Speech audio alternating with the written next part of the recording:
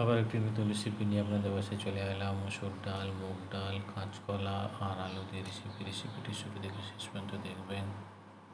দিচ্ছি আলু লাল করার জন্য দিচ্ছি সয়াবিন অয়েল,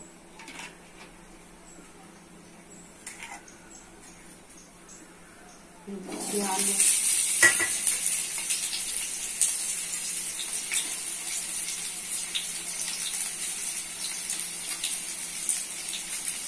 দিচ্ছি একটু হলুদ গুঁড়ো, লবণ।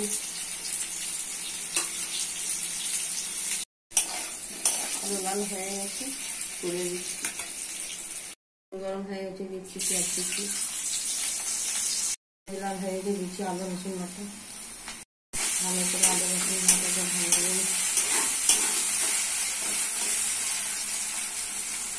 রসুন লাল হয়ে গেছে, দিচ্ছি মশলা। হলুদ গুঁড়ো 1 চামচ, লঙ্কা গুঁড়ো 1 চামচ, জিরা গুঁড়ো 1 চামচ, ধনে গুঁড়ো 1 চামচ, লবণ 1 চামচ।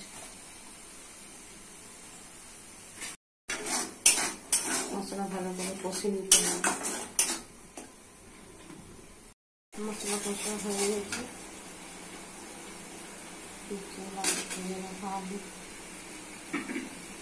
মশলা আলু কষে কষে রান্না করে নিতে হবে।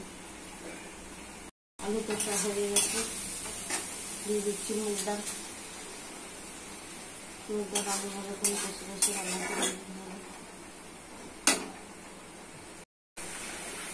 আলু মুগ ডাল কষা হয়ে গেছে, দিচ্ছি মসুর ডাল।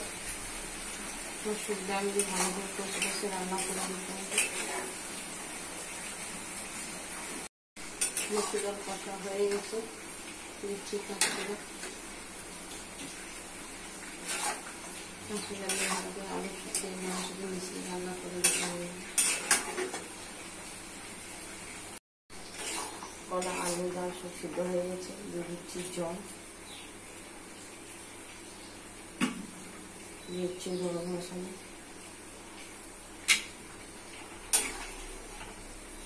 হয়ে গেলে নাম করে দেখাচ্ছি।